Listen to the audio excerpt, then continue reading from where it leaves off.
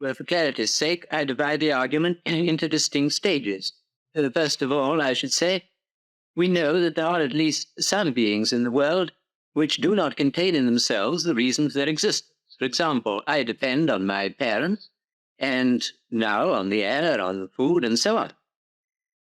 Now, secondly, the world is simply the real or imagined totality or aggregate of individual objects, none of which contain in themselves alone the reason of their existence. There isn't any world distinct from the objects which form it, any more than the human race is something apart from the members. Therefore, I should say, since objects or events exist, and since no object of experience contains within itself the reason of its existence, this reason, the totality of objects, must have a reason external to itself, and that reason must be an existent being. Well, this being is either itself the reason for its own existence, or it is not. If it is, well and good. If not, then we must proceed further. But if we proceed to infinity in that sense, then there's no explanation of existence at all.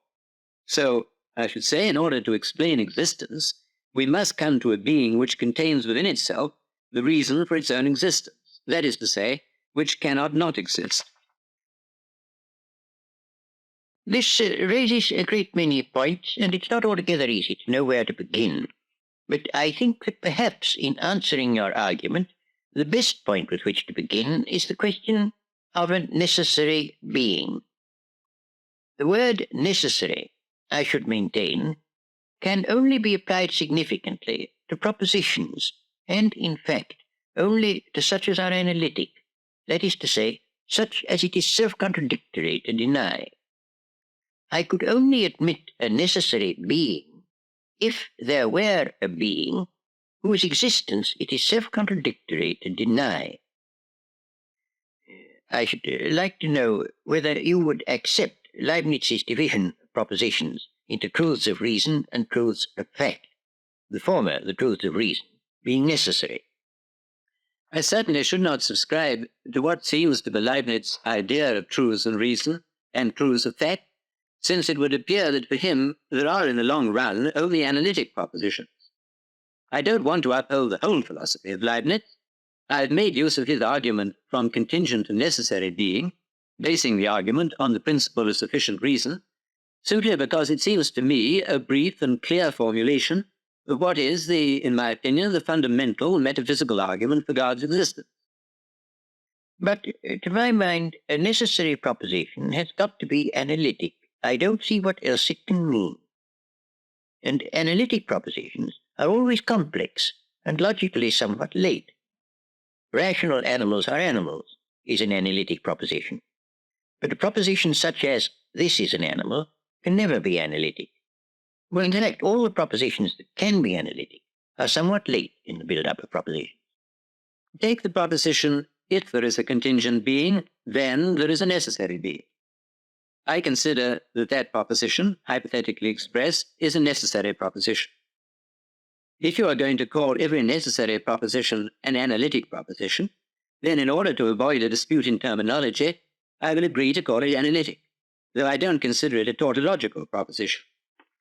But the proposition is a necessary proposition only on the supposition that there is a contingent being. That there is a contingent being actually existing has to be discovered by experience, and the proposition that there is a contingent being is certainly not an analytic proposition. Though once you know, I should maintain, that there is a contingent being, it follows of necessity that there is a necessary being. The difficulty of this argument is that I don't admit the idea of a necessary being, and I don't admit that there is any particular meaning in calling other beings contingent. These phrases don't, for me, have a significance, except within a logic that I reject. A contingent being is a being which has not in itself the complete reason for its existence. That's what I mean by a contingent being. You know as well as I do that the existence of neither of us can be explained without reference to something or somebody outside us, our parents, for example. The necessary being, on the other hand, means a being that must and cannot not exist. You may say that there is no such being, but you will find it hard to convince me that you do not understand the terms I am using.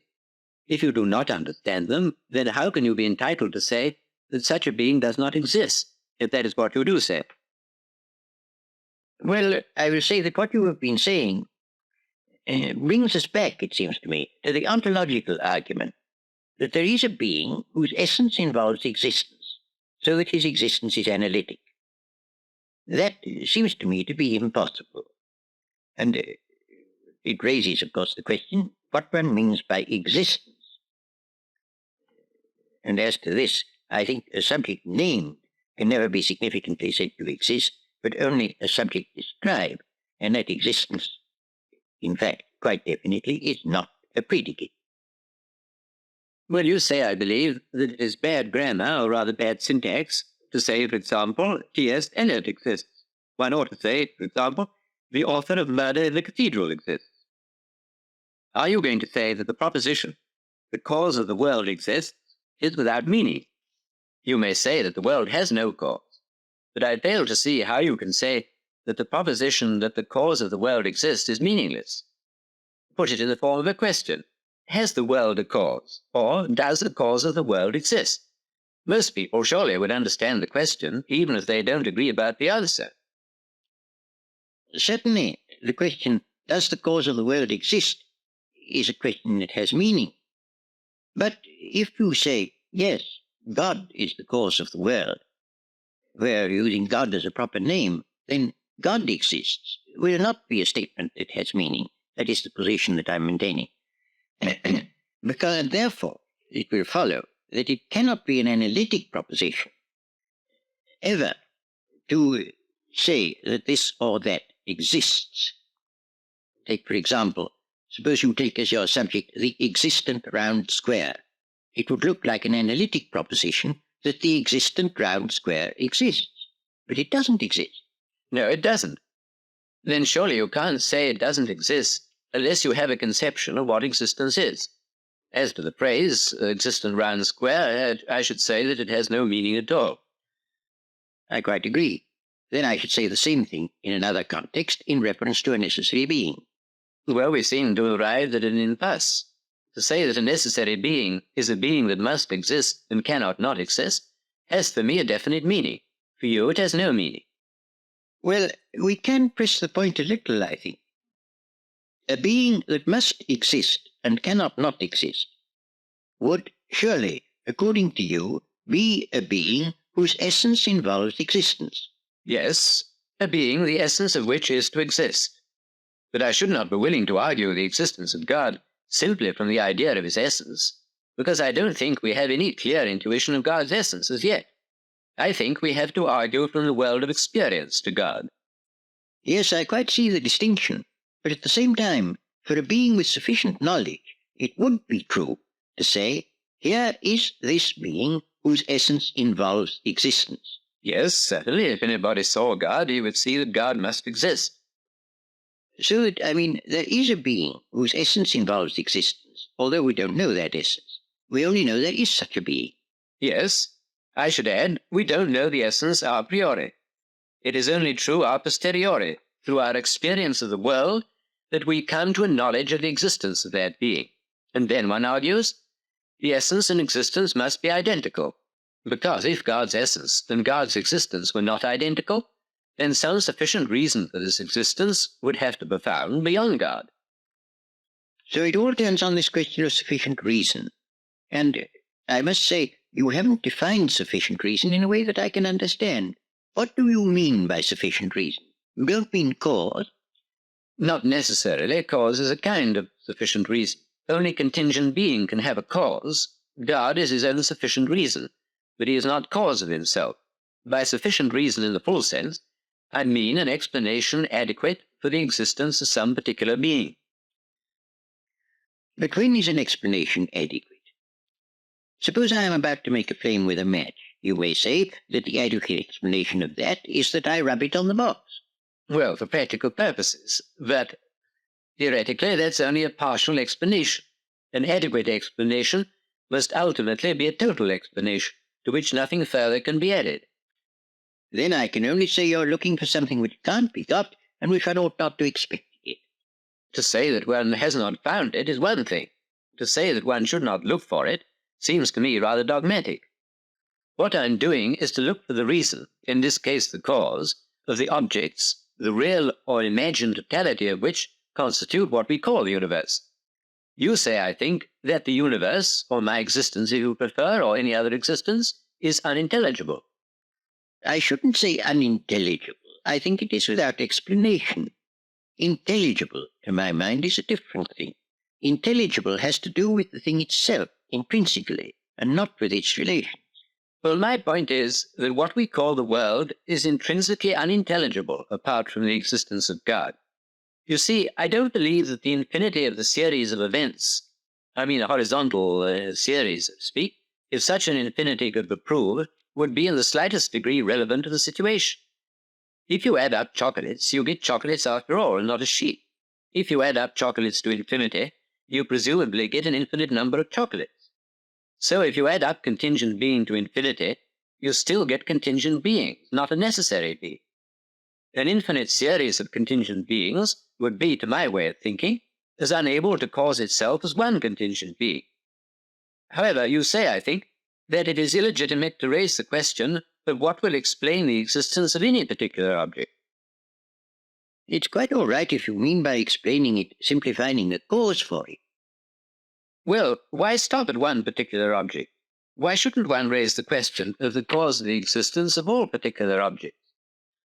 Because I see no reason to think there is any. The whole concept of cause is one we derive from our observation of particular things. I see no reason whatsoever to suppose that the total has any cause whatsoever. I can illustrate what seems to me to be your fallacy. Every man who exists has a mother, and it seems to be your argument is, therefore the human race must have a mother. But obviously the human race hasn't a mother. That's a different logical sphere. Well, I can't really see a parity. If I was saying every object has a phenomenal cause, therefore the whole series has a phenomenal cause, there would be a parity. But I'm not saying that. I'm saying every object has a phenomenal cause, if you insist on the infinity of the series, but the series of phenomenal causes is an insufficient explanation of the series. Therefore the series has not a phenomenal cause, but a transcendent cause.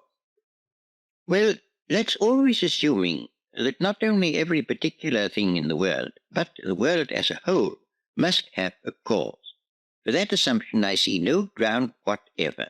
If you give me a ground, I'll listen to it. Well, the series of events is either caused or it's not caused. If it is caused, there must obviously be a cause outside the series. If it's not caused, then it's sufficient to itself. And if it's sufficient to itself, it is what I call necessary. But it can't be necessary, since each member is contingent.